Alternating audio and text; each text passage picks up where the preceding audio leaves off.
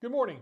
I'm Dan Hawkins, House Majority Leader of the Kansas House of Representatives, and it is my pleasure to be joined by Alan Cobb, the CEO of the Kansas Chamber. This year, we experienced a situation where the Supreme Court rendered a decision on the non-economic damages cap, and that's going to be very detrimental to business and to healthcare. Alan's here to explain what happened and what we're looking at going forward. Alan, could you help us with this?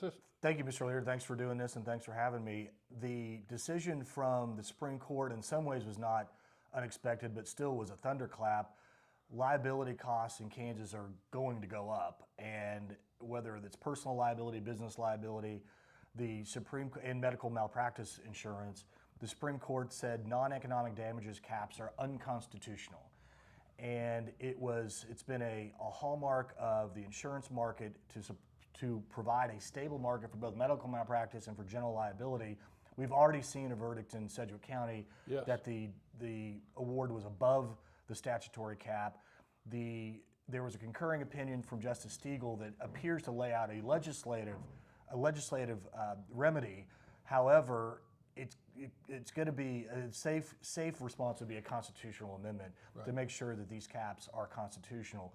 I will say, although sometimes with this Supreme Court, you never know, even if we get a constitutional amendment passed, but it's a significant issue for all businesses and personal and particularly medical malpractice. It could affect auto insurance rates, and it certainly makes Kansas just a little less competitive in liability costs and the tort atmosphere. It was really interesting with this decision that came out of Sedgwick County just recently.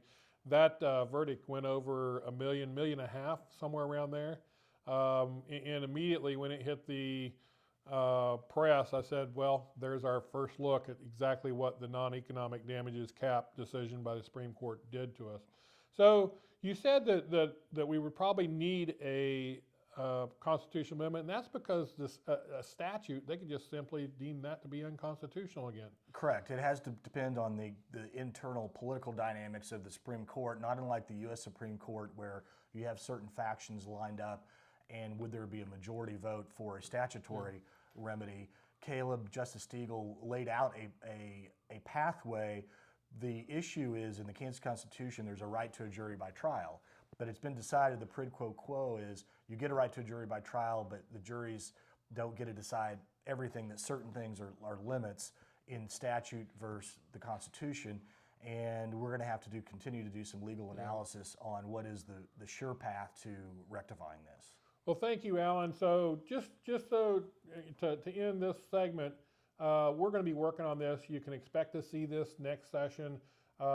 It's one of many items that we're going to have to tackle during the next session. So we're going to be busy the next session.